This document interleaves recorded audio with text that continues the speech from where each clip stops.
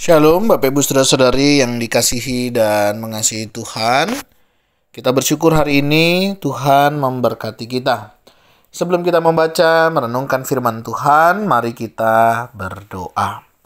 Tuhan, terima kasih, kami bersyukur hari ini Engkau memberkati kami. Sebentar kami akan membaca, merenungkan firman-Mu. Berfirmanlah dan biarlah kami mengerti apa yang menjadi kehendak-Mu di dalam hidup kami. Kami berdoa di dalam nama Tuhan Yesus Kristus. Haleluya. Amin. Ayat bacaan kita terambil di dalam Yohanes 17, ayatnya yang ke-17. Kuduskanlah mereka dalam kebenaran.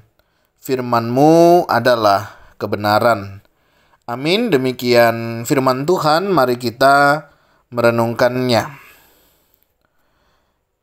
Tema renungan kita hari ini adalah untuk benar-benar berubah, Anda harus mengetahui kebenaran. Bapak Ibu Saudara yang dikasihi dan mengasihi Tuhan, jika kita ingin diubahkan, kita tidak bisa menjadi serupa. Alkitab mengatakan dalam 1 Korintus 3 ayat 18 sampai 19, jangan menipu dirimu sendiri. Jangan berpikir kamu bijak hanya dengan menjadi relevan. Apa yang dunia sebut bijak, Allah sebut bodoh. Dalam terjemahan MSG. Jika kita ingin Allah mengubah hidup kita, maka kita harus memilih untuk tidak mengikuti apa yang masyarakat dan budaya katakan tentang menjadi apa kita, atau melakukan apa kita seharusnya. Tetapi kita tidak bisa membuat hidup ini berubah dengan kekuatan kita sendiri. Mengubah hidup kita dimulai dengan mengubah cara berpikir kita. Dan itu bukanlah suatu yang bisa kita lakukan sendiri. Dalam Efesus 4:23 mengatakan, biarlah Roh memperbaharui pemikiran dan sikapmu, dalam terjemahan NLT. Bagaimana Roh Kudus melakukan hal itu? Untuk sungguh-sungguh diubahkan, kita perlu mengetahui kebenaran. Kita mungkin sudah mengetahui kata-kata Yesus yang terkenal ini, dan kamu akan mengetahui kebenaran dan kebenaran itu akan memerdekakan kamu. Dalam Yohanes 8 ayat yang ke-32. Tetapi tahukah bahwa pada malam sebelum Yesus disalib, dia berdoa, kuduskanlah mereka dalam kebenaran. Firman-Mu adalah kebenaran. Dalam Yohanes 17 ayatnya yang ke-17. Allah memakai kebenaran firman-Nya, Alkitab, untuk menyempurnakan hidup kita. Rahasia perubahan pribadi bukanlah kemauan keras. Ini bukan tentang membuat resolusi.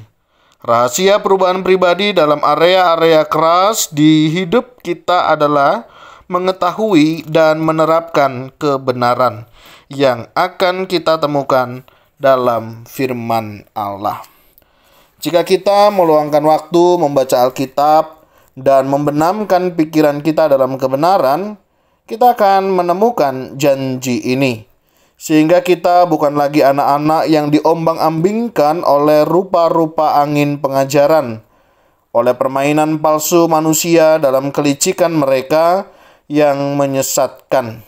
Tetapi dengan teguh berpegang kepada kebenaran di dalam kasih kita bertumbuh di dalam segala hal ke arah Dia, Kristus yang adalah kepala. Dalam Efesus 4 ayat 14 sampai 15. Semakin kita mengenal Yesus, semakin banyak kebenaran yang kita ketahui. Dan kita akan mendapati diri kita berhasil melewati kebohongan yang selama ini kita percayai. Kita akan bertumbuh, berubah, dan bertransformasi menjadi semakin serupa dengan Kristus. Dan kita akan menyadari bahwa kebenaran memang benar-benar membebaskan kita. Tuhan, terima kasih untuk kebenaran firman-Mu yang mengingatkan kami kembali bagaimana pentingnya kami hidup di dalam kebenaran firman-Mu. Tolong kami makin hari makin setia dalam membaca, merenungkan firman-Mu. Dan biarlah kami juga menghidupinya di dalam kehidupan kami. Allah Roh Kudus tolong kami berdoa di dalam nama Tuhan Yesus Kristus. Haleluya. Amin. Bapak Ibu Saudara, demikianlah renungan kita hari ini. Kiranya Tuhan Yesus memberkati kita sekalian. Shalom.